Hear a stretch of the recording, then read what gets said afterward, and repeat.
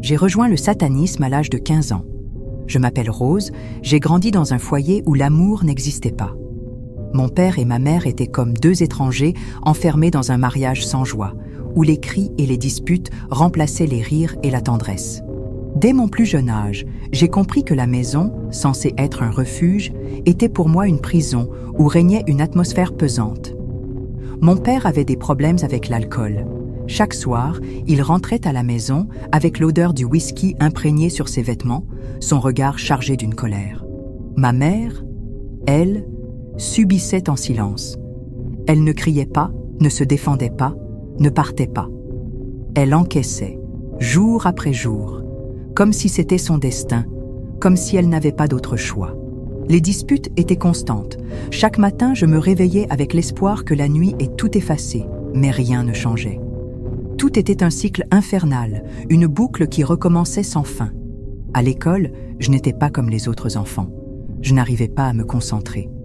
Comment le pouvais-je, alors que mon esprit était toujours préoccupé par ce qui se passait à la maison? Mes notes ont commencé à chuter, mais personne ne s'en souciait vraiment. Mes parents étaient trop absorbés par leurs propres problèmes pour remarquer que je me noyais dans les miens. J'avais besoin d'échapper à tout cela, de trouver un endroit où je pourrais me sentir en paix, même si ce n'était que pour quelques heures. Je voulais une famille, une vraie, où je me sentirais acceptée, aimée, protégée. Mais où la trouver? C'est dans cet état de détresse qu'une amie est entrée dans ma vie. Elle était gentille, toujours souriante. Un jour, elle m'a proposé quelque chose qui a éveillé ma curiosité. « Pourquoi ne viendrais-tu pas à mon église ?» Je n'ai pas hésité longtemps avant de dire oui. Après tout, que risquais-je? Je ne m'attendais à rien d'extraordinaire.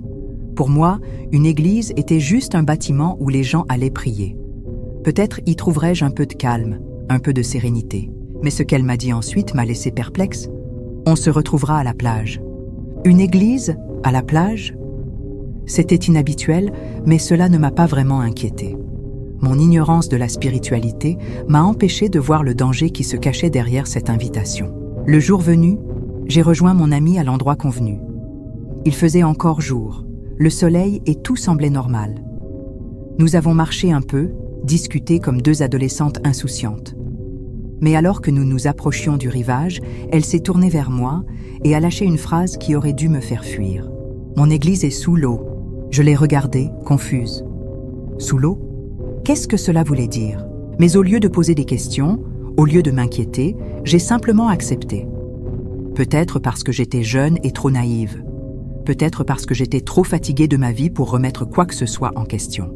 Peut-être parce que, au fond, je voulais juste appartenir à quelque chose. Elle m'a expliqué que nous devions attendre la nuit, car c'était à ce moment-là que notre transport viendrait nous chercher. En attendant, nous sommes allés dans un petit restaurant local. Elle a payé mon repas et je me suis sentie bien pour la première fois depuis longtemps. Personne ne me demandait de rendre des comptes, personne ne me criait dessus. Pour une fois, je n'avais pas à m'inquiéter de ce qui m'attendait en rentrant chez moi. Je n'avais jamais été exposée à Dieu, jamais appris à discerner ce qui était bon ou mauvais sur le plan spirituel. Ma famille n'était pas croyante ni priante. Ma vie se résumait à m'amuser, rien d'autre. Le soleil s'était couché, plongeant la plage dans une obscurité. Mon amie était calme, presque joyeuse. Elle m'a regardée et m'a dit d'un ton rassurant « Maintenant, reste immobile. Ferme les yeux et profite du voyage. Imagine juste que tu vas passer un bon moment. Arrête de penser. Ne ressens pas la peur. » Pourquoi insistait-elle autant sur la peur? J'ai hésité une seconde, mais j'ai fini par fermer les yeux. Puis, un bruit sourd a retenti. Je n'ai pas pu résister plus longtemps. Mes paupières se sont ouvertes malgré moi. Et là, je l'ai vu. Devant nous, surgissant de l'eau, un immense serpent. Mon amie, elle, était sereine. Comme si tout cela était normal. Elle a pris ma main et m'a doucement dit « Ne bouge pas, tout va bien. » Tout va bien? Comment pouvait-elle dire ça alors qu'un monstre marin se dressait devant nous? Le serpent a alors fait un mouvement lent et son corps s'est entrouvert sur le côté comme une porte, révélant un passage sombre et insondable. Puis, il nous a transportés au fond de l'océan. Nous avons plongé profondément et sommes arrivés dans un lieu ressemblant à un immense royaume, une véritable cité sous l'eau. Je sais que cela peut sembler effrayant, mais là-bas, il y a des gens qui y vivent. C'est un tout autre monde. À notre arrivée, nous sommes descendus et mon ami m'a demandé de la suivre. Dès mon entrée dans cet endroit, j'ai eu l'impression que tout le monde connaissait déjà mon nom. Ils étaient très accueillants et chaleureux avec moi. Ils m'ont dit qu'ils m'aimaient et j'ai ressenti une atmosphère remplie d'amour.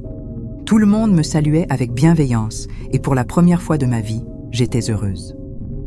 J'avais complètement oublié ma famille, mes parents. Ici, c'était comme si c'était ma vraie famille. Ils m'ont dit que c'était l'église la plus cool du monde. Ensuite, on nous a annoncé qu'une réunion allait avoir lieu. Nous devions rencontrer une femme qui allait devenir notre leader. Avant la réunion, mon ami m'a emmené faire le tour de l'endroit. J'ai vu énormément de choses. J'ai vu des créatures dont je n'aurais jamais imaginé l'existence. Les gens sur la Terre sont surveillés sur un immense écran. Cet écran, je ne sais pas comment le décrire. C'est comme une télévision plate, mais en même temps, il couvre toute une zone et il est transparent. Si l'on se place derrière cet écran, on pouvait toujours voir ce qui se passait. Cet écran tourne et suit les déplacements, permettant de voir en temps réel ce qui se passait dans le monde, en particulier les personnes sur lesquelles il travaillait.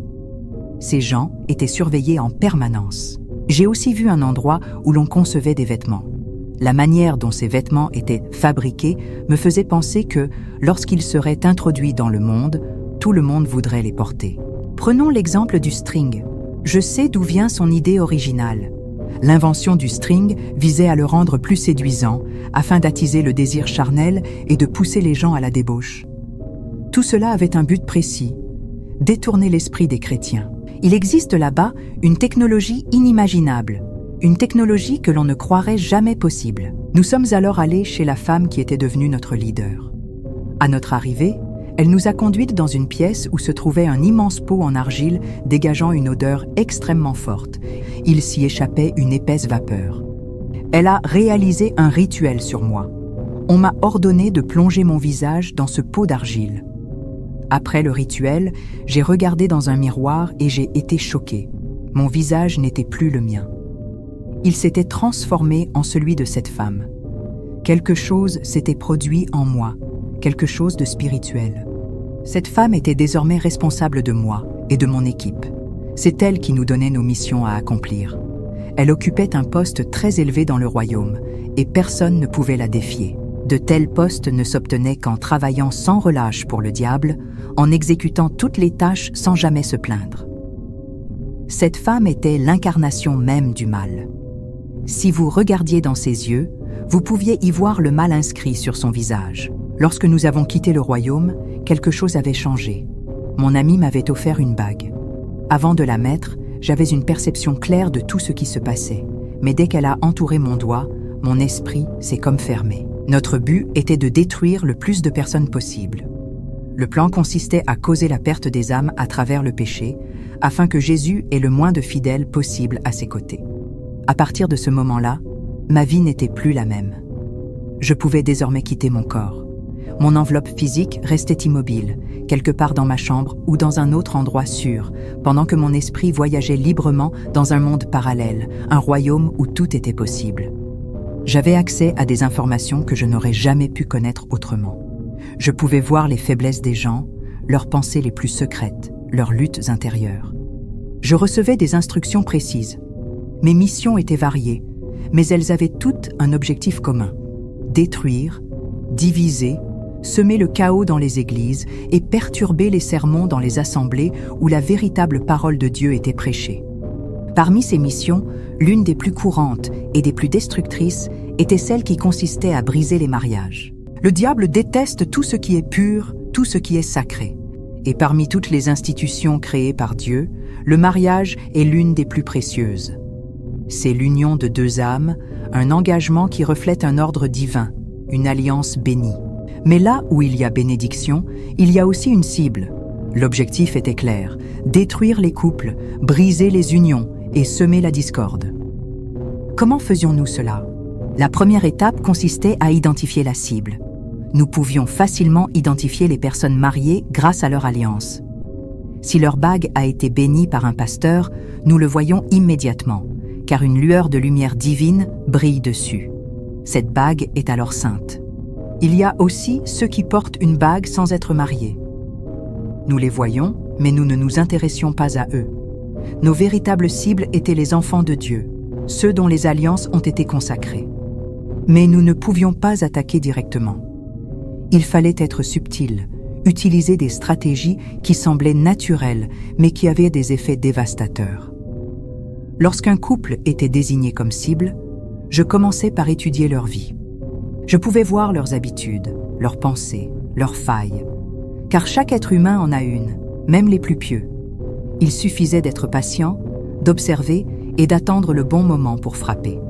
C'est pourquoi il est essentiel de toujours rester en prière, car les chrétiens ne combattent pas la chair, mais les principautés des ténèbres. J'avais détruit un mariage comme ça, car j'ai compris que le mari n'était pas aussi fervent dans la prière que son épouse. Il y avait quelque chose chez cet homme, une faiblesse particulière. Il aimait regarder des vidéos de femmes séduisantes sur les réseaux sociaux. Ce n'était peut-être, au départ, qu'un simple passe-temps, quelque chose qu'il considérait comme inoffensif. Mais pour nous, c'était une brèche. Dès que cette faille était identifiée, nous l'exploitions. Je pouvais influencer ses pensées, amplifier son désir, l'amener progressivement à rechercher du contenu plus explicite, puis à développer une obsession. Petit à petit, cela créait une distance entre lui et sa femme. Elle le sentait, mais elle ne comprenait pas. Des disputes éclataient pour des raisons apparemment futiles. Leur communication devenait difficile. L'homme commençait à s'ennuyer de son mariage, à comparer sa femme aux images qu'il voyait en ligne. Il devenait irritable, insatisfait et cherchait inconsciemment à combler un vide. C'est à ce moment-là que nous envoyions une solution. Une autre femme apparaissait dans sa vie, une collègue, une amie, une simple rencontre. Quelqu'un qui semblait comprendre ce qu'il ressentait. Quelqu'un qui éveillait en lui une émotion oubliée. La suite était prévisible. Une infidélité, une trahison, une séparation. Le mariage s'effondrait, laissant derrière lui des cœurs brisés, des enfants perturbés et surtout une foi détruite. Car une fois qu'une personne était plongée dans la culpabilité et la douleur, il lui devenait difficile de prier, de croire en l'amour de Dieu. Et c'était cela, notre véritable objectif. Dans mon parcours, j'ai découvert une vérité troublante. Toutes les églises ne sont pas authentiques. À première vue, elles semblaient prêcher la parole de Dieu. Mais en y regardant de plus près, quelque chose clochait. Le diable, c'est une chose essentielle. Les gens aiment adorer Dieu, mais peu prennent réellement le temps de le chercher par eux-mêmes. Peu sont ceux qui prennent le temps pour lire la Bible. Beaucoup se contentent d'écouter un pasteur, de suivre les pratiques sans vérifier si elles sont alignées avec la véritable parole de Dieu. C'est ainsi que la confusion s'est infiltrée. Et moi, j'étais envoyé pour l'entretenir. J'ai testé plusieurs églises, j'ai observé leurs leaders, écouté leurs sermons, analysé leurs pratiques. Et j'ai découvert une réalité choquante. La majorité d'entre elles étaient corrompues. Je ne parle pas seulement de ceux qui prêchaient une fausse doctrine par ignorance. Non. Certains étaient conscients de ce qu'ils faisaient. J'ai vu des pasteurs qui, en privé, faisaient des rituels occultes avant leur culte. J'ai vu des prophètes qui recevaient des instructions de forces obscures et non de Dieu. J'ai vu des hommes et des femmes utiliser la foi des gens comme un simple moyen de commerce. Le diable ne s'oppose pas toujours à l'Église de manière frontale. Parfois, il préfère y entrer et la manipuler de l'intérieur. Regardez ce qui se passe aujourd'hui dans les églises. Des gens qui dansent sur de la musique profane alors qu'ils sont censés être en prière. Comment est-ce possible ? Il est crucial de se poser les bonnes questions. La musique qui envahit nos églises aujourd'hui nous rapproche-t-elle réellement de Dieu ? Ou nous pousse-t-elle simplement à satisfaire nos envies charnelles sous couvert de spiritualité ? À force d'accepter tout et n'importe quoi sous prétexte d'évolution, ne sommes-nous pas en train de dénaturer l'essence même du culte ? Nous étions envoyés dans ces lieux pour les observer, pour voir si la présence de Dieu y était encore réelle. Si une église était trop fervente, trop connectée à la vérité, alors nous recevions l'ordre de semer la confusion. Comme exagérer les petits conflits entre les membres pour créer de véritables disputes. ou des agents qui murmuraient dans les oreilles des fidèles qui critiquaient subtilement la doctrine, ou encore des enfants qui se mettent soudain à pleurer et à faire du bruit. C'était notre travail, tout faire pour empêcher les gens de se tourner vers Dieu. Aujourd'hui, beaucoup d'églises se sont transformées en véritables marchés où tout se vend et s'achète. Huile d'onction, bracelets soi-disant protecteurs, eau miraculeuse. Mais avez-vous pris le temps de vous demander d'où viennent réellement ces objets? Qui les consacre? Par quelle force ces soi-disant bénédictions sont-elles activées?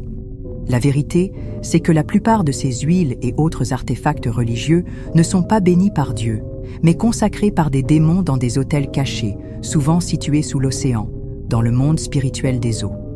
Ce n'est pas un simple liquide que vous appliquez sur votre peau, c'est une marque invisible, un sceau spirituel qui vous lie à des esprits que vous ne voyez pas. Une fois que vous utilisez ces huiles, vous ouvrez une porte à des influences occultes, et c'est comme si vous signiez un pacte silencieux avec le démon qui les a bénis. C'est ainsi que de nombreuses personnes voient leur vie sombrer dans des problèmes inexplicables après avoir utilisé ces objets sacrés. Blocages, maladies, troubles financiers, oppression spirituelle. Faites attention. Ne mettez pas votre foi dans les objets matériels, mais dans la puissance authentique de Dieu. Dans le monde spirituel, nous ne nous appelons pas par des noms, mais par des numéros. J'avais un numéro en guise d'identité. J'étais devenu un véritable problème pour ma famille. Ma personnalité avait changé. J'étais rebelle, colérique, incontrôlable. Rien de ce que disaient mes parents ne trouvait grâce à mes yeux. J'avais l'impression d'être supérieur à eux, comme si je détenais un savoir qu'ils ne pouvaient pas comprendre. L'école n'avait plus aucun intérêt pour moi. Pourquoi perdre du temps avec des leçons humaines, alors que, dans l'invisible, je manipulais des forces bien plus puissantes? Finalement, j'ai abandonné les études, persuadé que ma véritable destinée se trouvait ailleurs. Dans cette quête de puissance et de connaissances occultes, on m'avait fait une promesse. Dès que j'aurais atteint un rang plus élevé, je verrais le diable en personne. Cette perspective me fascinait et m'effrayait à la fois. Qui était-il réellement? À quoi ressemblait-il? Que me dirait-il? Un jour, on m'a envoyé en mission. Et cette fois-ci, ma cible était un pasteur et je devais l'attaquer. Je devais entrer dans sa maison et semer la confusion dans sa vie. Mais lorsque je suis arrivé devant sa demeure, je me suis retrouvé face à une barrière infranchissable. La maison était entourée de la présence du Seigneur. C'était comme une clôture de feu. Alors que j'essayais de m'approcher, j'ai vu un homme vêtu de blanc, tenant une épée à la main. Les esprits démoniaques m'ont alors dit « Vas-y, car c'est un menteur, il ne peut rien te faire. » Mais au fond de moi, je savais que je n'y arriverais pas. Seulement, je ne pouvais pas reculer, car j'avais déjà juré allégeance au diable.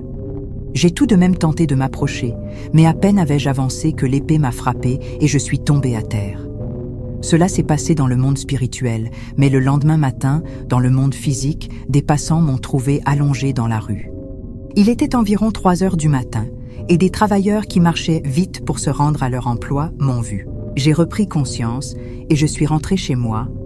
Mais la nuit suivante, j'étais de retour dans le monde spirituel. Avec le diable, il n'y a aucune pitié. Même si j'étais grièvement blessé, nous avions reçu l'ordre de travailler dur et d'atteindre nos objectifs. Car le temps est compté et Jésus est sur le point de revenir.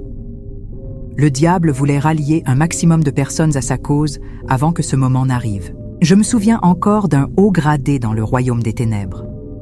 Un jour, j'ai exigé qu'on m'accorde enfin les richesses qui m'avaient été promises. Il m'a alors tendu un verre rempli de larmes. Il m'a dit que ces larmes étaient celles du diable lui-même, une preuve qu'il voulait que je reste à ses côtés. On m'avait promis des richesses infinies, mais je me suis vite rendu compte que tout cela n'était que des mensonges. Le diable fait des promesses sans fin, mais elles ne se réalisent jamais.